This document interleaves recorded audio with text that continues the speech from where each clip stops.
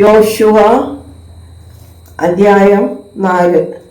ജനമെല്ലാം യോർദാൻ കടന്നു തീർന്ന ശേഷം ദൈവം യോശുവയോട് കൽപ്പിച്ചു, നിങ്ങൾ ഓരോ ഗോത്രത്തിൽ നിന്ന് ഓരോ ആൾ വീതം ജനത്തിൽ നിന്ന് 12 പേരെ വരുത്തി അവരോട് യോർദാന്റെ അടിഭാഗത്ത് പുരോഹിതന്മാരുടെ കാൽ ഉറച്ചു നിന്ന സ്ഥലത്ത് നിന്ന് 12 കല്ലെടുത്തു കരയിൽ കൊണ്ടുവന്ന് ഈ രാത്രിയിൽ നിങ്ങൾ പാർക്കുന്ന സ്ഥലത്ത് വയ്ക്കുവാൻ കൽപ്പിക്കുക.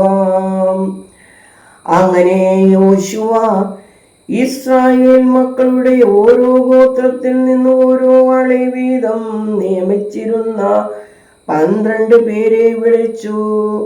യോശുവ, ഇത് നിങ്ങളുടെ ഇടയിൽ ഒരു അടയാളമായിരിക്കണം.